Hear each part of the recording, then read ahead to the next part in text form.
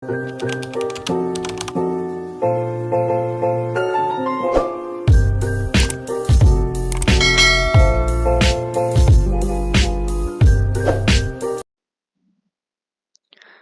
sangat terkejut saat mendengar Ima mengatakan ingin pergi dari rumah itu. Enggak, aku nggak izinin kamu pergi dari rumah ini. Bagaimanapun kamu istri aku, dan kamu nggak bisa pergi tanpa izinku. Ucap Nick tegas. Ima sadar apa yang Nick katakan memang benar. Namun saat ini dirinya sedang butuh waktu. Mau dibawa kemana apanya? Rumah tangga kita akan berjalan semestinya. Tidak ada yang perlu diubah. Ucap Nick. Tidak mudah bagiku menerima semua itu, Mas. Aku tahu aku tidak bisa menuntut suami yang sempurna. Tapi foto dan suara itu membayangiku. Dan aku jadi gak nyaman, Mas. Jelas Ima. Itu masa lalu, sayang. Bagaimana cara aku menjelaskan supaya kamu percaya? Tanya Nick. Ini bukan masalah percaya atau tidak. Aku percaya sama kamu. Tapi masalahnya aku terganggu oleh foto itu, Mas. Coba sekarang kamu bayangkan. Bagaimana jika kamu melihat foto aku sedang bercumbu dengan Alvin? Skak Ima. Nick terbelalak. Membayangkannya saja sudah membuat tubuh Nick seperti terbakar. Ima sendiri sengaja menyebut Alvin karena ia tahu Nick cemburu padanya. Pasti kamu pun akan terganggu setiap kali melihatku. Apalagi jika kamu mau mencium aku. Pasti kamu terbayang-bayang akan foto itu, kan? Sakit, Mas. Hati aku sakit melihatnya.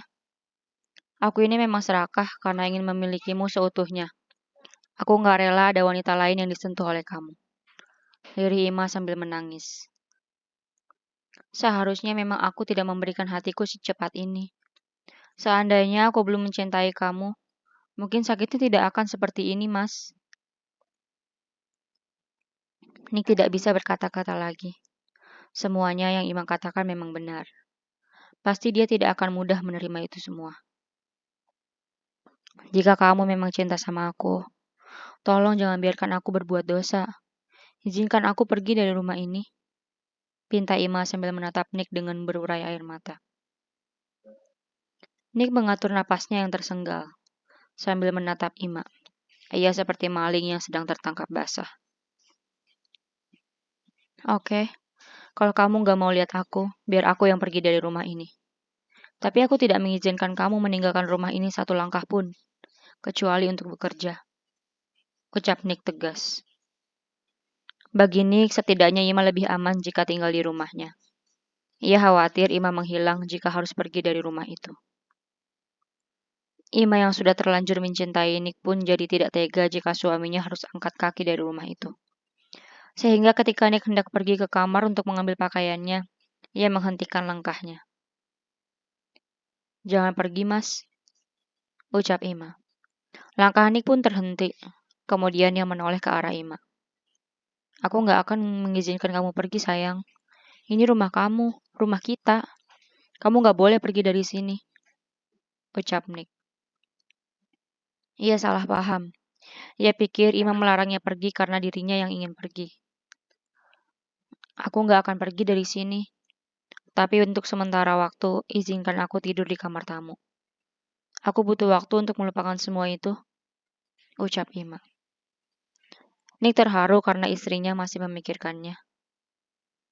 Terima kasih, sayang, ucap Nick. Kemudian ia hendak memeluk Ima. Namun Ima langsung menepisnya. Tolong jangan sentuh aku dulu, Mas. Sampai aku bisa melupakan semua itu. Jadi untuk sementara waktu, aku akan melayani semua kebutuhan kamu seperti biasa. Tapi aku nggak bisa berhadapan denganmu dulu, jelas Ima. Nick mengerutkan keningnya. Maksudnya? Meski kita tinggal satu rumah, kita nggak perlu ketemu bisa kan? Tanya Ima. Nick mengusap kasar wajahnya. Kemudian ia menjambak rambutnya sendiri. Nick sangat frustasi menghadapi situasi seperti itu.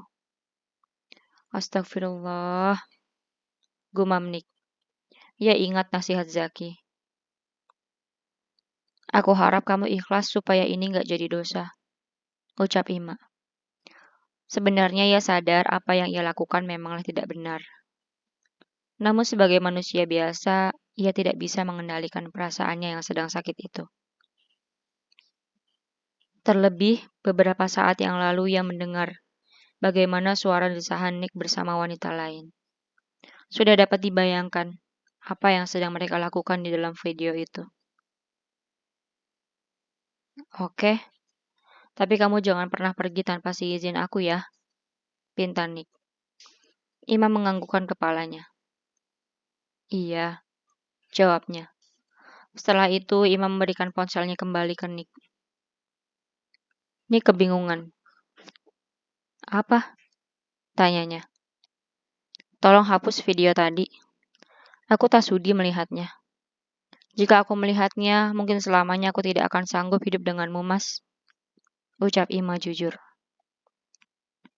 Nick pun dengan sigap mengambil ponsel itu.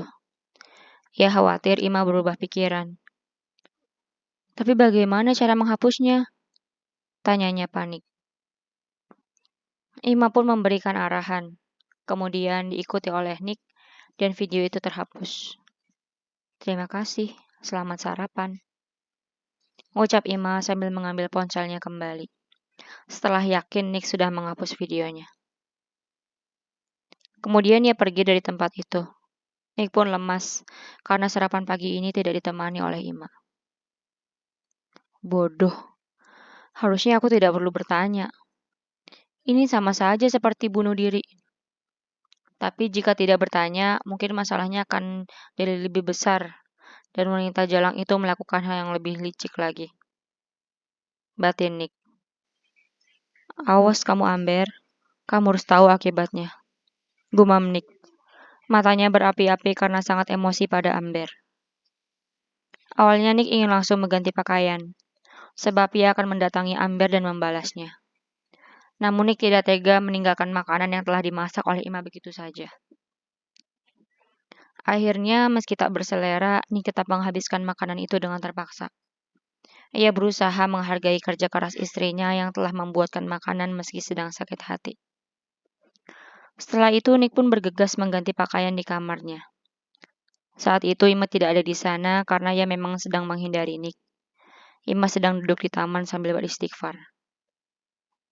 Ya Allah, ampuni aku karena terlalu egois. Aku tahu engkau tidak suka jika ada manusia yang terlalu mencintai manusia lain. Apalagi sikapku yang seperti ini jauh dari sikap istri soleha. Lirih Ima. Ia merasa berdosa atas apa yang ia lakukan. Sebenarnya Ima ingin berusaha mengabaikan semua itu. Jika Nick tidak bertanya, meski sikapnya dingin, Ima mungkin masih berusaha untuk tetap menghadapinya. Bahkan mungkin Ima masih mau melayaninya.